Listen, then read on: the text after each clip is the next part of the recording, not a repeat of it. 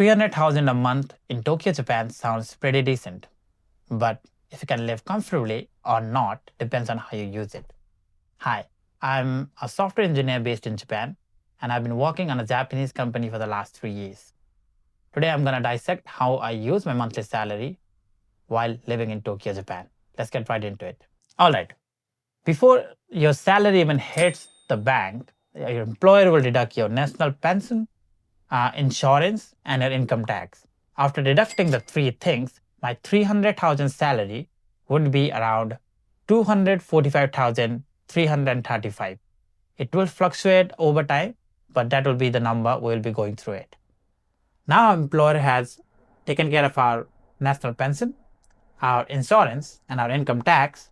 Now we're going to talk about our fixed cost every single month, which is going to be our rent, our utilities, internet, and the phone. So let's talk about rent first. The average room rent for a single person in Tokyo would be around 60,000 to 80,000. Depends on where you live. If you live on the central Tokyo, it is definitely going to be closer to 100,000. But if you are going a little bit further from the central area, so if you go to Chiba, Saitama, which is a little bit farther away, like an hour and two of commute, but that is completely possible due to the subway system in Japan. I pay around 125,000 for a house, but that is not just for me, that's for me and my family. So I only pay 60,000, which is similar to a single person living in Tokyo. All right, let's talk about utilities. Utilities will include your gas, your water, and your electricity. Usually on Tokyo, that will be around anywhere from 20,000 yen to 30,000 yen. I personally pay 25,000 yen every single month. That fluctuates between the 20,000 to 30,000. I haven't reached 30,000 yet, but during the winter, it might go up to there. So the next one is going to be internet and phone. This is completely subjective. If you're using a lot of data, that might go around 10,000. But if you are using Wi-Fi at home, using the free Wi-Fi on the station and all that, and using the Wi-Fi at work, then it can go anywhere below 5,000. Personally, I am using a 3 GB data per month, which is barely enough because I only go to the office 2 times a week. And I pay around 5,630 yen, and I'm using a Docomo on that one. All right, let's talk about food. So this is a category that can be really, really subjective. Japan has a lot of convenience store, which is a good thing, but it can be a pain factor too. Convenience stores are typically pricier than a normal supermarket. And it depends on if you eat out, if you are cooking every single day, or if you're just buying from Combini.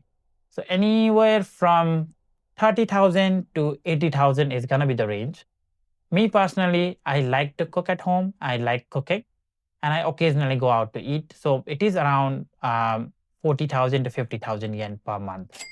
But the key factor over here is like you do not want to get involved with just having food from the convenience store just because it is convenient. Obviously, the name suggests it, but they are really expensive. If you go to a local supermarket or even a local flea market, which is going to be way cheaper for veggies and fruits, and only buy the seasonal product, that's going to drastically reduce your cost for food from anywhere from 30 to 40,000. All right, the next one is going to be transportation. The Japanese subway system is really handy, so you could live outside Tokyo and still be able to commute to your work fairly quickly. But if you go outside Tokyo, your rent is going to be cheaper, but the distance between your office and your work, home, would be larger, creating a lot of expenses for the transportation. But the good thing about Japan is most companies, unless it's a black company, when I say black company, it means a company that will misuse their worker. Unless you are on that company, usually the employer would pay you the money for transportation. Doesn't matter how far it is, usually they will pay, or they will offer you a room nearby the office. So with that being said, I do not go to office often. It is usually around 2 times a week. If there is some event, I do take part maybe 3 times a week. But usually it is a remote job, so I don't really need to get out of the house. So transportation for me is completely free. But for you, if you use the Tokyo system, it can range from anywhere from 5,000 to 10,000.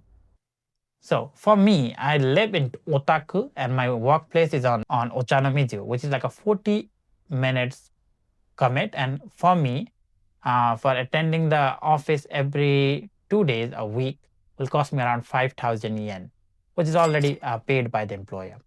So for you, if you are farther away from Tokyo and you have to commit every single day, the recommendation would be to get a computer pass. And that will be significantly lower, like 30% off or something like that.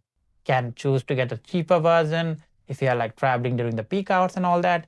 And for that, you can just go to a train station and just ask one of the staff over there and they will provide you the information. All right, the next thing would be your social life. This will include your subscription, your Netflix subscription, your Spotify subscription, going out with your friends, night out, dates, and all that.